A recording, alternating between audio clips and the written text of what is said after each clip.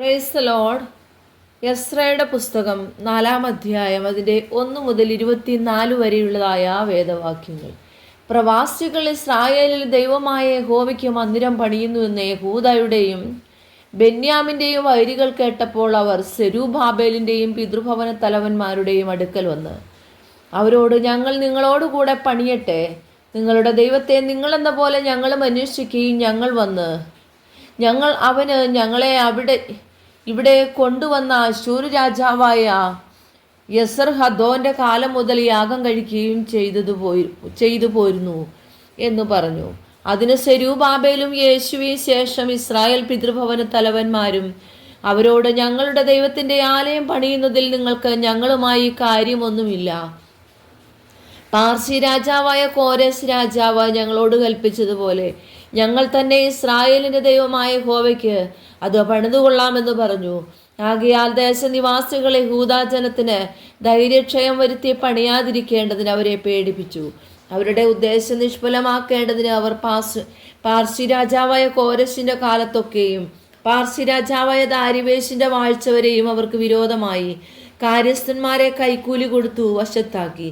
അഹശ്വേരോശിൻ്റെ കാലത്ത് അവൻ്റെ വാഴ്ചയുടെ ആരംഭത്തിൽ തന്നെ അവർ യഹൂദയിലെയും യെരുശലേമിലെയും നിവാസികൾക്ക് വിരോധമായി ന്യായപത്രം എഴുതി അയച്ചു. അർത്തകശിഷ്ടാവിൻ്റെ കാലത്ത്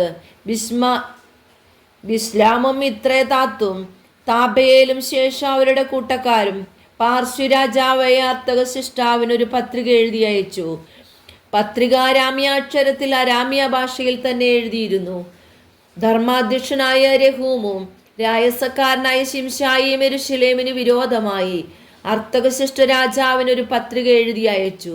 ധർമാധ്യക്ഷൻ രഹൂമും രായസക്കാരൻ ശിംശായിയും ശേഷം അവരുടെ കൂട്ടക്കാരായ ദീന്യർ, അഫർ സത്യൻ, തർപ്പേലിയർ, അഫർസ്യർ, അർക്കവ്യർ, ബാബേല്യർ, ശൂശന്യർ, ദേഹാവ്യർ, ഏലാമ്യർ എന്നിവരും മഹാനും ശ്രേഷ്ഠനുമായ അസ്നപ്പാർ പിടിച്ചു കൊണ്ടുവന്ന് ശമരിയ പട്ടണങ്ങളിലും നദീക്ക് ഇക്കരെയും മറ്റു ദിക്കുകളിലും പാർപ്പിക്കുന്ന ശേഷം ജാതികളും ഇത്യാദി അവർ അർത്തകശിഷ്ട രാജാവിനെ അയച്ച്, പത്രികയുടെ പകർപ്പ് എന്തെന്നാൽ നദിക്ക് ഇക്കരെയുള്ള നിന്റെ ദാസന്മാരായ പുരുഷന്മാർ ഇത്യാദി രാജാവ് ബോധിപ്പാൻ തിരുമുമ്പിൽ നിന്ന് പുറപ്പെട്ട് ഞങ്ങളുടെ അടുക്കൽ യെരുശലേമിൽ വന്നിരിക്കുന്ന യഹൂദന്മാർ മത്സരവും ദുഷ്ടതയുമുള്ള പട്ടണം പണികയും അതിൻ്റെ മതിലുകൾ കെട്ടുകയും അടിസ്ഥാനങ്ങൾ നന്നാക്കുകയും ചെയ്തു.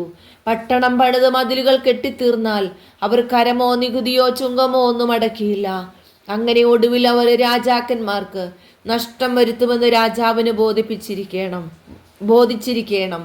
എന്നാൽ ഞങ്ങൾ കോവിലകത്തെ ഉപ്പ് തിന്നുന്നവരാകിയാലും രാജാവിന് അപമാനം വരുന്നത് കണ്ടുകൊണ്ടിരിക്കുന്നത് ഞങ്ങൾക്ക് ഉചിതമല്ലായകിയാലും ഞങ്ങൾ ആളയച്ച് രാജാവിനെ ഇത് ബോധിപ്പിച്ചു കൊള്ളുന്നു. അവിടുത്തെ പിതാക്കന്മാരുടെ വൃത്താന്ത പുസ്തകത്തിൽ നോക്കിയാൽ ഈ പട്ടണം മത്സരവും രാജാക്കന്മാർക്കും സംസ്ഥാനങ്ങൾക്കും ഉപദ്രവവും ഉള്ള പട്ടണമെന്നും അതിൽ അവർ പുരാതനമേ കലഹമുണ്ടാക്കിയതിനാൽ ഈ പട്ടണം നശിച്ചു കിടക്കുന്നു എന്നും വൃത്താന്ത പുസ്തകത്തിൽ നിന്ന് അറിവാറാകും. ഈ പട്ടണം പണികയും അതിൻ്റെ മതിലുകൾ കെട്ടിത്തീരുകയും ചെയ്താൽ അതു നിമിത്തം അവിടുത്തേക്ക് നദിക്ക് ഇക്കരെ ഒരു അവകാശവും ഉണ്ടായിരിക്കുകയില്ലെന്ന് രാജാവിന് ഉണർത്തിച്ചുകൊള്ളുന്നു.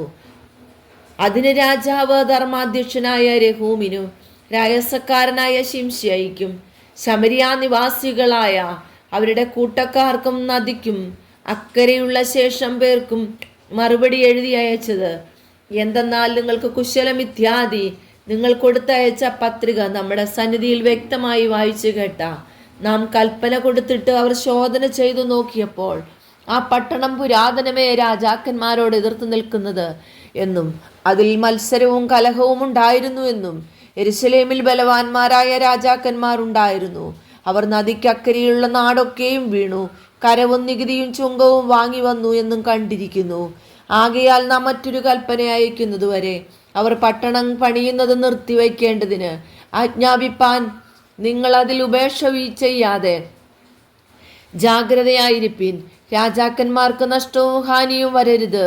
അർത്തകശിഷ്ട രാജാവിൻ്റെ എഴുത്തിൻ്റെ പകർപ്പ് രഹൂമും രായസക്കാരനായ ശിംശായിയും അവരുടെ കൂട്ടക്കാരും വായിച്ചു കേട്ട ശേഷം അവർ യെരൂശലേമിലെ യഹൂദന്മാരുടെ അടുക്കൽ ബന്ധപ്പെട്ട് ചെന്ന് ബലാത്കാരത്തോടെ അവരെ ഹേമിച്ച് പണിമുടക്കി.